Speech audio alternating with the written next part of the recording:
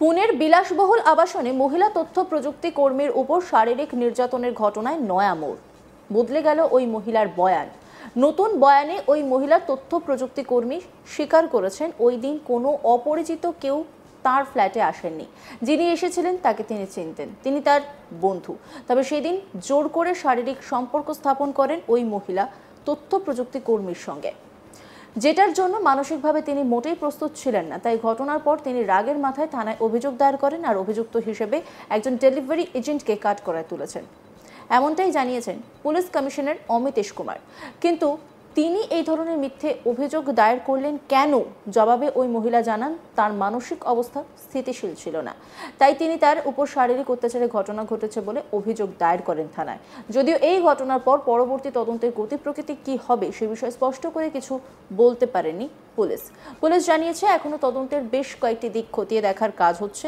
Police আরও জানিয়েছে সেদিন অর্থাৎ বুধবার ২রা জুলাইয়ের রাতে কোনো জোর করে দরজা ঠেলে ফ্ল্যাটে ঢোকার ঘটনা ঘটেনি।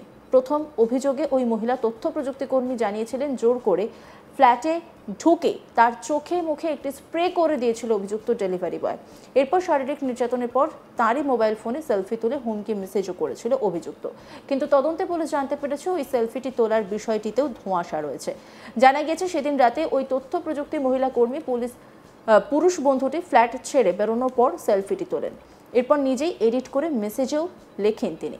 এই ঘটনার তদন্তে পুলিশ জানতে পেরেছে সেদিন ফ্ল্যাটে আসা ওই ব্যক্তি ওই মহিলা তথ্য প্রযুক্তি কর্মীর পূর্ব পরিচিত। এমনকি দুজনের পরিবারের তরফেও বিষয়টি জানে। এর আগেও এই যুবকটি ওই মহিলার ফ্ল্যাটে এসেছেন।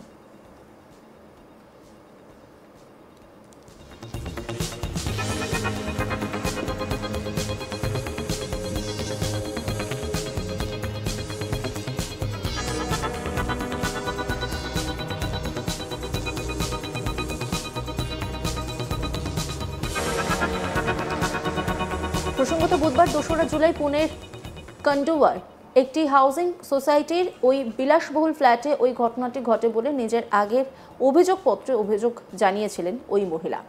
২২ বছর বয়সী ওই মহিলা দাবি করেছিলেন যে বুধবার সন্ধ্যায় তার ফ্ল্যাটে কুরিয়ার ডেলিভারি এজেন্ট সেজে এক ব্যক্তি ঢুকে তার উপর শারীরিক নির্যাতন চালায়। তিনি অজ্ঞান হয়ে যান এবং যখন তার জ্ঞান ফিরে আসে তখন তিনি সেখানে ছিলেন না।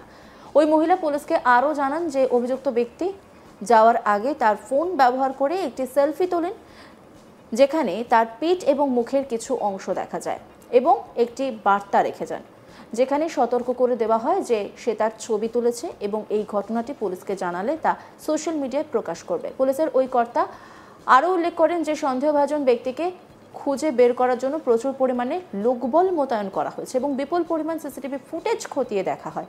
এখন এটা স্পষ্ট যে পুলিশকে বিভ্রান্ত করার চেষ্টা করা হয়।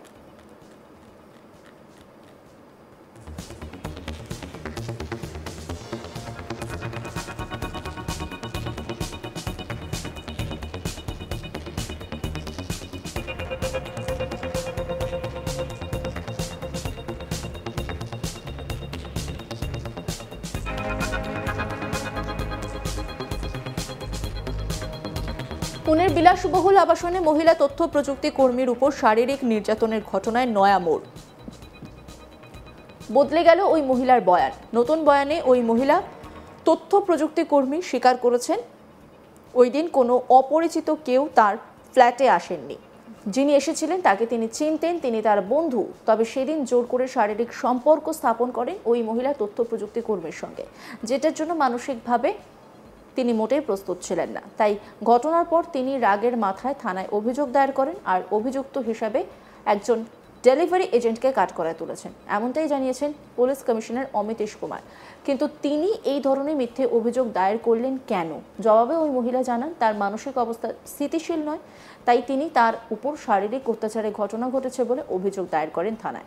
যদিও এই ঘটনার পর পরবর্তী তদন্তের গতি প্রকৃতি কি হবে সে বিষয়ে স্পষ্ট করে কিছু বলতে পারেননি পুলিশ জানিয়েছে এখনো তদন্তের বেশ কয়েকটি দিক খতিয়ে দেখার কাজ হচ্ছে। পুলিশ আরও জানিয়েছে সেদিন অর্থাৎ বুধবার ২রা জুলাই রাতে কোনো জোর করে দরজা ঠেলে ফ্ল্যাটে ঢোকার ঘটনা ঘটেনি।